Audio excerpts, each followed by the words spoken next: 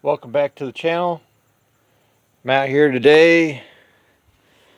I got more of the engine disassembled, and yeah, as you can see, it was cool enough out here. I figured I'd try this on. I got this a few years back.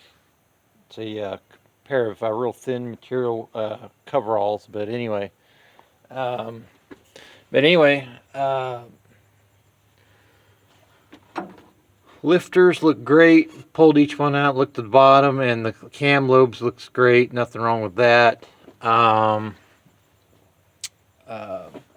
But what I wanted to show you, and I'll put the light on so you can see a little bit better.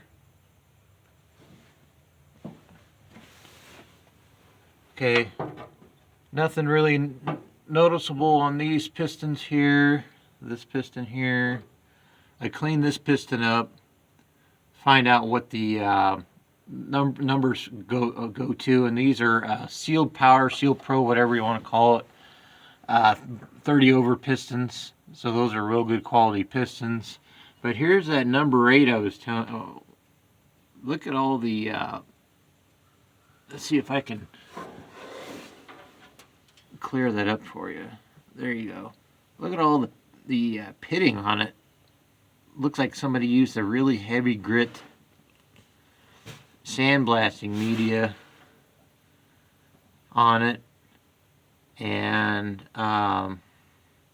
got little gouges, little stuff like that. You can't even hardly read the serial number on the top of the piston. And the weird thing is all these cylinders, even that one, the cylinders are nice, no scratches, no cracks, no gouges. You can even see some of the, if I was to wipe these out, you can just barely make out some crosshatch pattern in the engine. But the worst one is over here where I had the other dealings with that spark plug. Like you can see, number 1 is fine. What is that? 1, 2. Number 3 is okay. And so is number 7. But look at number 5 right here. It's just horrible. There's a really rough nick put in there. Metal, it looked like something's pieces. And then down here, let's see here. Yeah, this piece right here. This piece is all curled back. There's a hole right there. And if I get this, I bought a new set of real long neck screwdrivers for real narrow areas from Menards. And I think it's just that top part of the piston, because I can't get the screwdriver to go any further than that first thick layer of the piston on the top of the piston. So I don't know what happened. And then when I moved the pistons up and down yesterday to look at each cylinder, by turning the key over, I put this, when I took the head off, the piston was just up like this on the very top of the cylinder, and then when it went all the way to the bottom, yeah,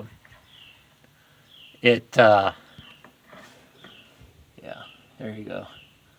You can catch all that with your fingernail. But anyway, and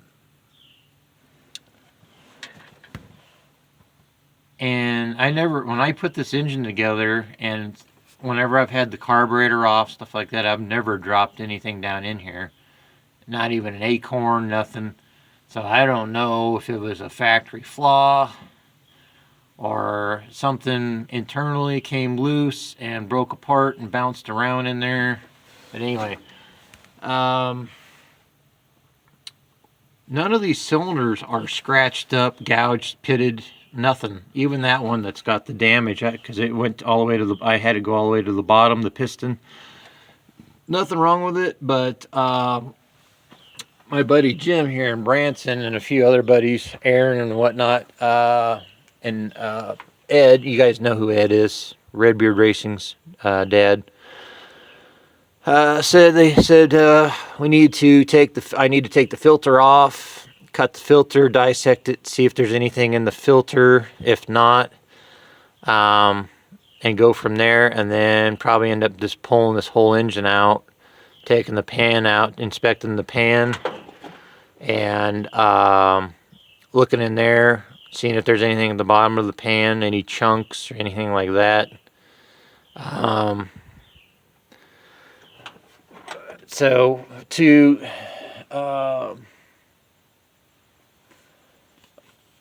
So what I was going to do to help fund the project, this putting the slant six back in here, I was going to sell off the cam and lifters because they're still in good shape. You just got to replace the cam bearings in an engine. It's an Earson TQ20H cam, basically a 340 cam. And then like the lifters are Lunati lifters. I broke this cam and lifters in when I first got this engine. This engine's been in here for like at least a minimum of 5 years. Regular oil changes, Wix filters, what is it, Rotel 1540 with a little bit of Lucas added to it. So it's done really good. And so anyway, I got to go tomorrow, go to the salvage yards, and I'm praying that they've got I seen a slant six truck up there last time, like mine. Hopefully it's a short bed. If not, I'll still get, and if it still has the parts, I'll get the parts. This has got a power steering pump. I'll have to see, I'll get the power steering pump and bracket off the engine. I'll have to get the dipstick tube, the pickup tube, oil pan, and I'll have to look around there to see if they've got another vehicle that's maybe a short bed with the slant six that has the drive shaft still intact, and go from there. And then what like I said, I was going to do sell off the cam, and the transmission. The transmission's been rebuilt, got Kevlar bands. It's got a racing shift kit put in it, I think from Transgo. Either that or B&M. I can't remember which one. That the transmission guy that I had rebuild it. It's a Mopar guy. And then of course the dual exhaust is going to be coming off of this. I was thinking about selling that too, but Ed told me just to save this stuff, hold off on all that, run the slant six for a while, see if I want to stick with the slant six and drive this truck until maybe if it's feasible to get the 318 refreshened and put back in here again. And then I'll still have all the parts to be able to do that with. So we'll go from there. And and the other thing, I got to get the motor mount brackets that go between the motor and the rubber biscuits for the slant six for the pickup truck. I'm hoping that they use the same type of slant six brackets that they did in the cars, and if not, maybe slightly different. Maybe somebody out there knows better than I do. I was getting kind of the runaround on some of the Facebook groups. Some of them thought that they were interchangeable. Others said that they were different. Anyway. And this truck was originally, according to the VIN, a slant six truck anyway. So yeah, we'll deal with that and pick up them rat rod parts, cheap rat rod parts. And then I found out that there's another guy belonged to one of the groups that slant six groups I belong to. He lives about another, I would say, 40 some miles northeast of where I live. And he's a Mopar guy too, and he's got a free slant six to pick up. It's got no intake or exhaust manifold on it, but it's a free slant 6 in his driveway that he pulled out of a vehicle, and I'll have to come up Wednesday or Friday next week, unless somebody comes and gets it before I do. Take my big engine hoist that I got and go up there and load it up, and then bring it back home to have a spare slant 6 laying around in case I need parts or use it as a backup engine. Can't beat a free engine. But anyway, there's that. Oh, and by the way, I was able to locate. Sorry, there's a mosquito coming out here now too. Move away from the truck. Anyway, I was able to locate another exact match 2-barrel Carter for the Slant 6 project for the rat rod from off eBay, pretty cheap. It wasn't as cheap as from the swap meet, but it was about another $10, 10, 15 bucks. So that should be here Saturday or Monday. But other than that, that's what we're dealing with. Oh, and I was going to show you the other part of the problem. Now, keep in mind, when I had my buddy at the time, I had the money, but I didn't have the place to do it. He built his machine shop. I bought the $400 and some engine rebuild kit that had rings and bearings and all that stuff already came in it. And I think maybe Rick will tell me differently. I don't know.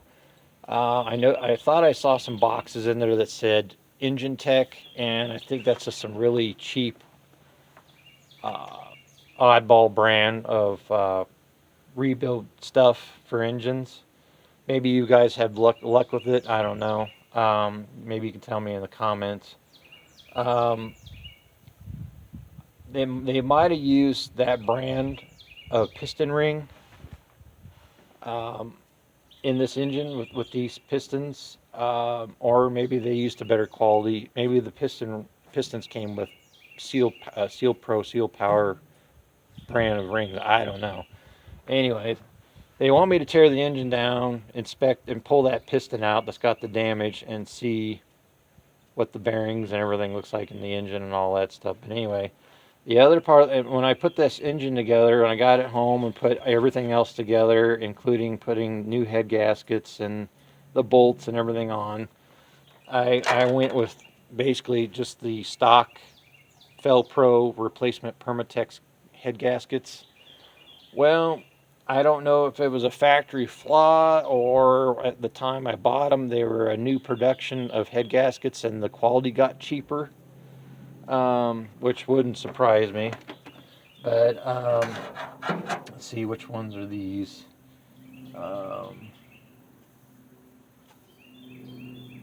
Okay, this came off of the passenger side, and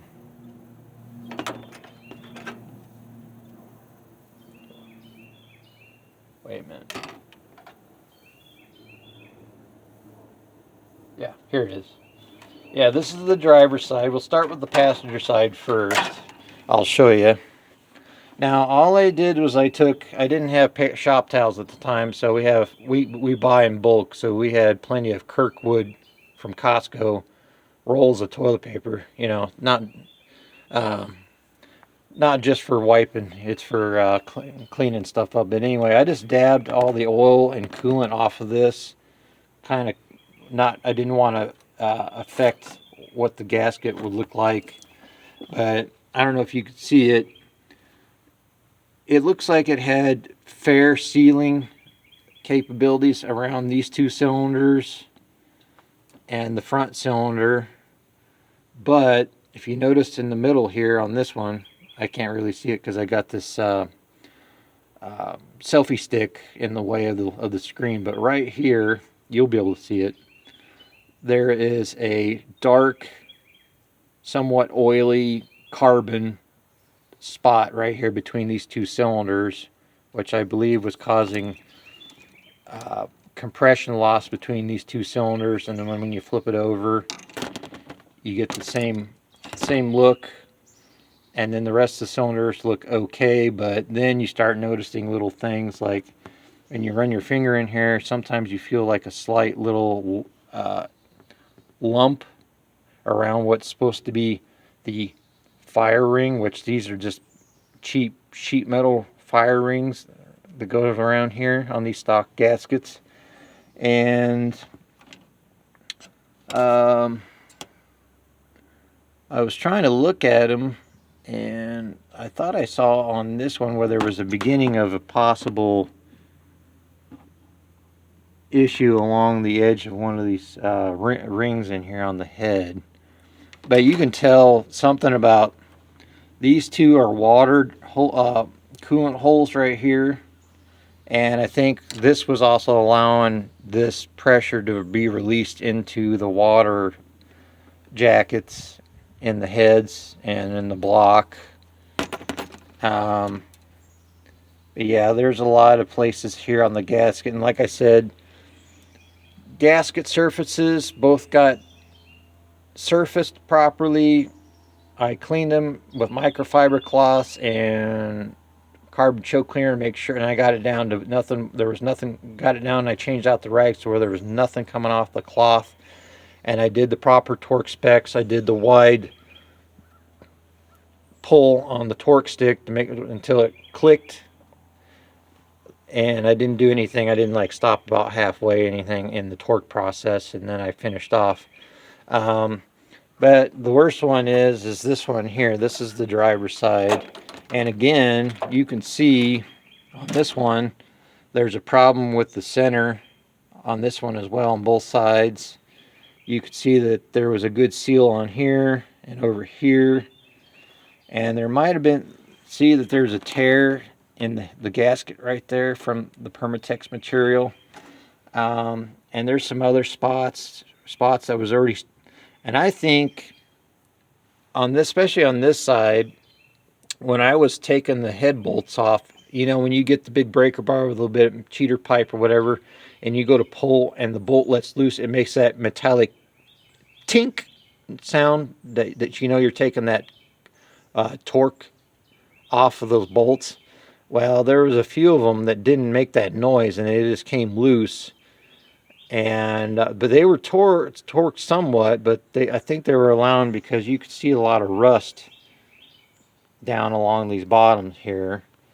And then if you look at this one right here, that second coolant hole, it looks like it's eroded, whether it be the pressure coming from the cylinder going into there and eroding that gasket surface.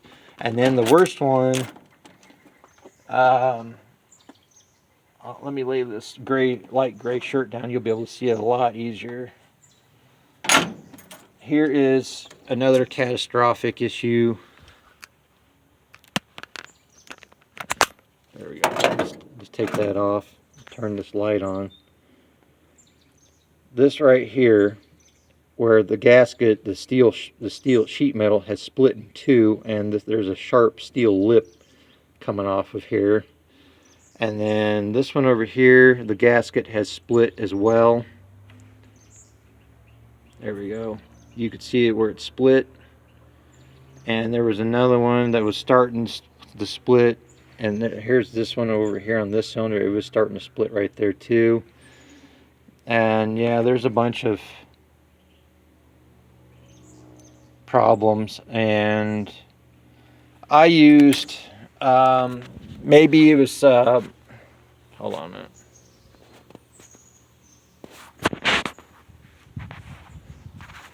Maybe it was my fault. I used existing used head bolts. I didn't buy brand new head bolts. But I did make sure they were torqued down and went through the proper steps, the three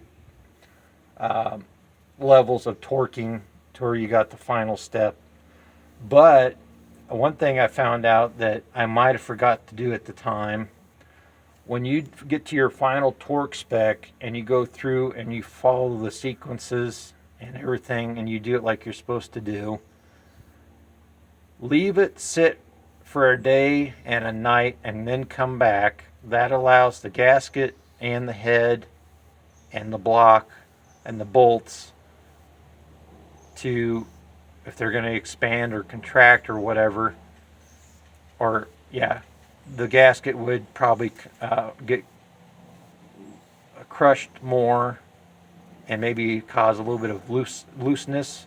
Maybe the head bolts have stretched a tiny bit. Maybe the block is, you know, around the threaded holes might have moved just a slight bit. Go back over, leave the last torque spec on the stick, and then instead of going in sequence, just randomly go over the head bolts, and you will probably find some bolts that are just barely loose, and you'll probably hear the torque stick re-click again. And that way you know for sure that it's got the proper torque spec on it, the final torque spec. But I picked that up from Nick from Nick's Garage, and then somebody else that doesn't even know who Nick is also mentioned that too. That's built engines for years. Go back over and make sure, the next day or two that final torque spec, and just pick random head bolts and go back over them and see if any of them have loosened up a tiny bit. But yeah, so from now on, I'm not going to be running any of the cheap Felpro or steel shim gaskets. I'm just going to be going with the Felpro performance gasket, because it's all reinforced, especially around the. And then what I'm going to start doing is just buy the ARP head bolts and just do that and go from there. So put the word out, get other people from other channels, like maybe Uncle Tony's Garage, other people that's had all this experience, even people that's got machine shops, Ed's machine shop down there in Rogers, Arkansas, whoever. Have them take a look at this video. Say, hey, go take a look at this video here. See what you think happened. But other than that, like I said, the cylinders look great. No scratches, no gouges. Like I said, a lot of them still have slight crosshatch patterns. You can just barely make them out in the cylinders. So yeah. And then the other thing is do I just replace them two pistons and replace all the rings, or replace all the pistons just to be on, and the rings?